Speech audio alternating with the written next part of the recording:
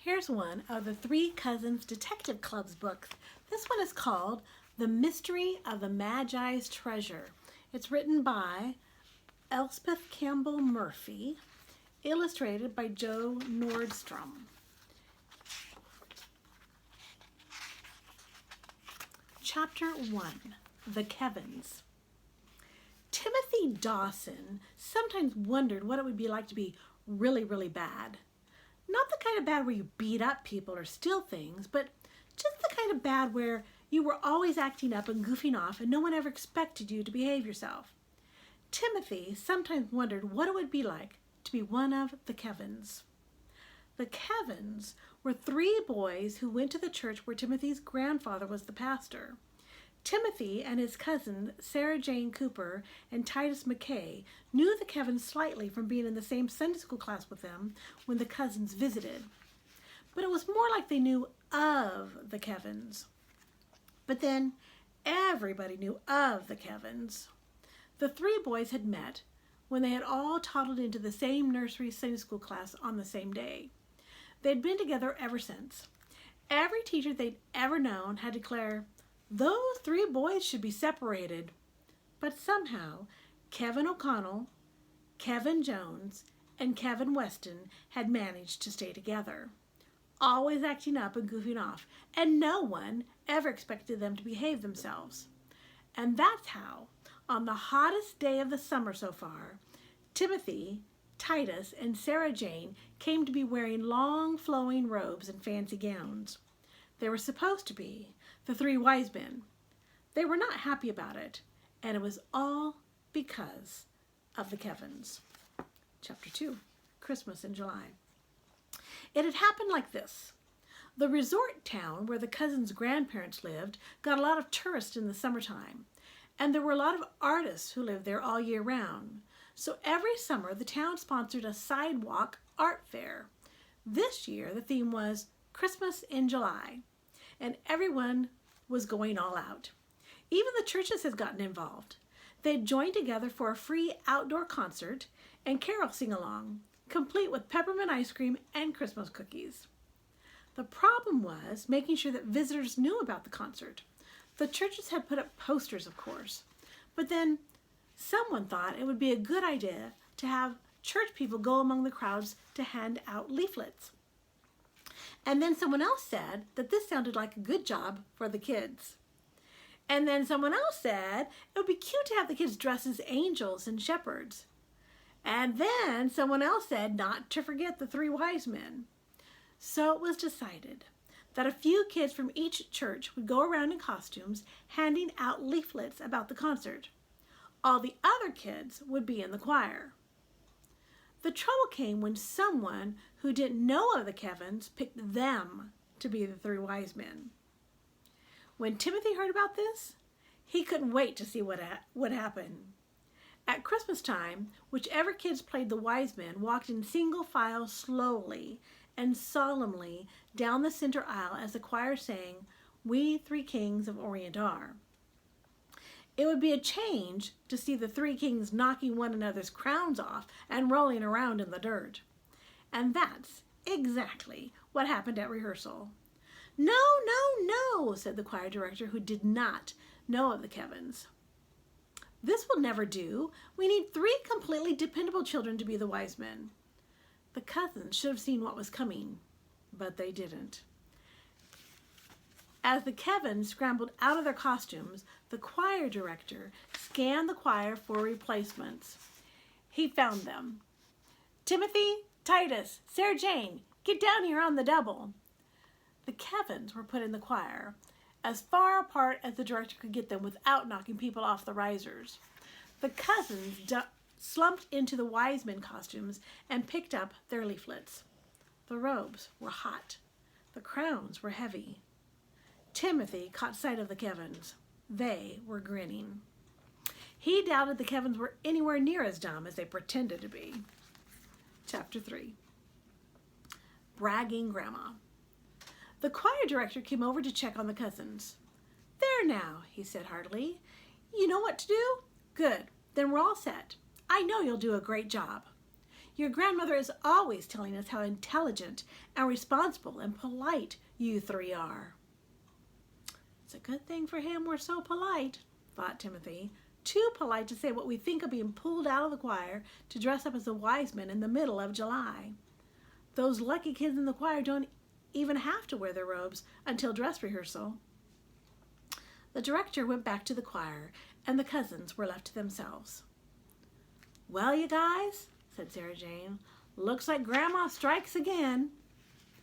The boys knew right away what she meant.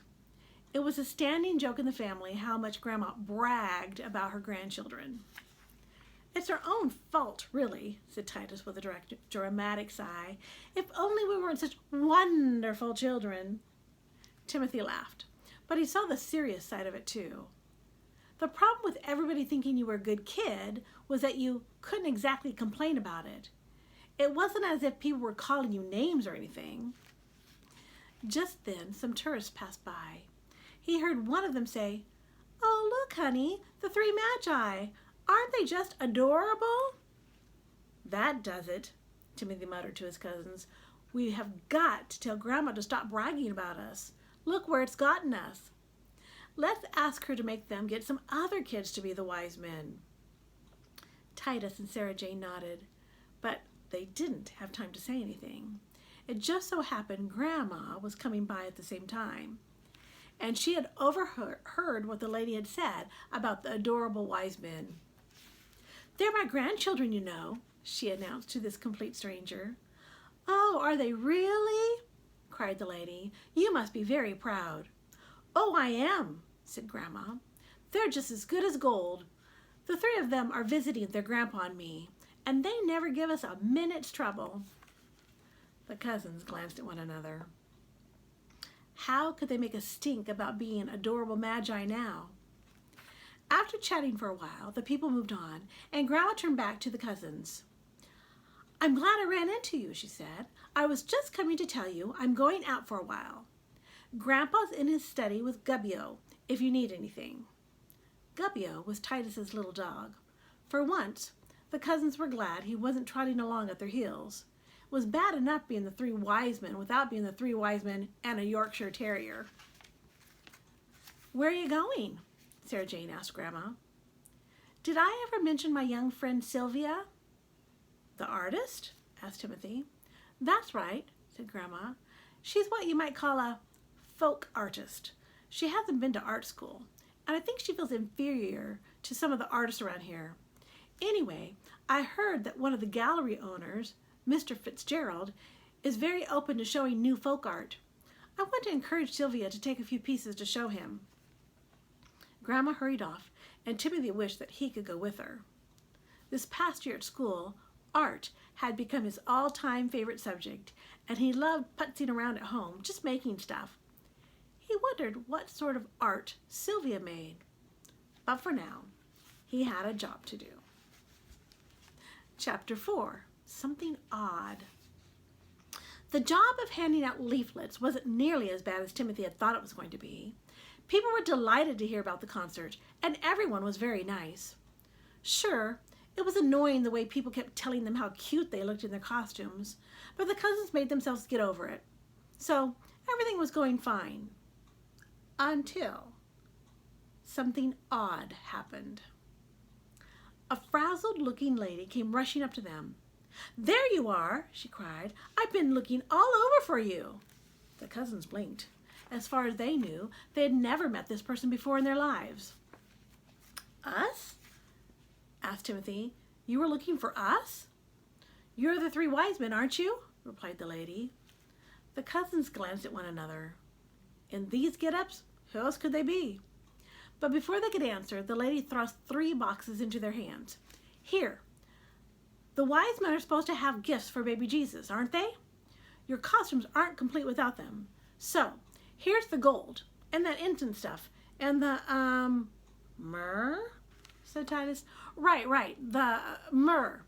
Okay, now, you hold on to those boxes. You hear me? Whatever you do, don't lose them, and don't give them to anyone else but me. I'm the one in charge of the, props?" said Titus. Right, the props. The woman turned to leave. "Wait a minute," said Sarah Jane, looking anxiously at the throngs of people. "How will we find you when we're done handing out our leaflets?" "Don't worry about that," said the lady briskly. "I'll find you. In those costumes, it will be easy to find you in a crowd." "Wait a minute," said Timothy. He could hear his voice getting whiny, but the grown-ups kept making this job harder and harder. "How are we supposed to hold on to these boxes and hand out leaflets at the same time?" Apparently, the lady didn't want to hear any complaints because she hurried away without answering. Chapter 5. Gold, Frankincense, and Myrrh. "This is a nuisance," said Sarah Jane, trying to hold on to her box with one hand and her leaflets with the other. Titus agreed. "I don't see why we need to carry the presents at all. Why can't we just be the wise men after they found Jesus? They wouldn't have the presents with them then." Sarah Jane and Timothy had to agree that this made perfect sense. But what could they do? Titus paused for a moment. Then he said, "You know what's funny?" "Funny ha-ha or funny weird?" asked Sarah Jane. "Funny weird," said Titus. "What is it?" asked Sarah Jane. "Okay," said Titus. "We already agreed that it's funny weird that we have to pass out leaflets and carry boxes at the same time. But why are we getting the boxes now? Why weren't they with the costumes?" Sarah Jane thought about that for a minute. "Well, all the churches are going together on this, right? So maybe someone from one church made the costumes and maybe someone from another church made the props." "Makes sense," said Titus. "And the prop lady was just running late. That's why she didn't give us the boxes till now, right?" "Right," said Sarah Jane. But she didn't sound as if she were buying her own explanation. "So what's bothering you about it?" asked Titus. The three cousins often talked things through like this. They had a detective club, and they always perked up when they came upon something odd. Sometimes something that seemed odd at first turned out later to have a logical explanation. But sometimes something just seemed out of whack, and you couldn't explain it away. The cousins had solved a lot of mysteries, and they had developed a kind of sense about these things. A feeling that something is wrong, but you don't know what, or what it means. That's what they felt like now. The cousins had also discovered that talking about the mystery could help to solve it. "Okay," said Sarah Jane slowly, thinking out loud. "This lady is in charge of the Christmas story props, right? But she doesn't even know the names of the wise men's gifts. The only one she got right was gold. I mean, doesn't that strike you as odd?" "Yes, now that you mention it," said Titus. "Gold, frankincense, and myrrh. I didn't know what frankincense and myrrh were until my Sunday school teacher told us. They're like rare, expensive perfume that you would bring to honor someone very important. But even before I knew what the words meant, I knew what the words were. This lady didn't even know what the words were, and she's the one in charge of the boxes." "Speaking of the boxes," said Timothy. He had been following his cousin's conversation and thinking his own thoughts all at the same time. "There's something wrong with them, too." Titus and Sarah Jane took a good look at their boxes for the first time. Then they looked at Timothy in surprise. "What's wrong with them, Tim?" asked Titus. "They're excellent." "Absolutely beautiful," agreed Sarah Jane. "My point exactly." All right, tune in next time to the Reading Corner with Mrs. G for Chapter 6.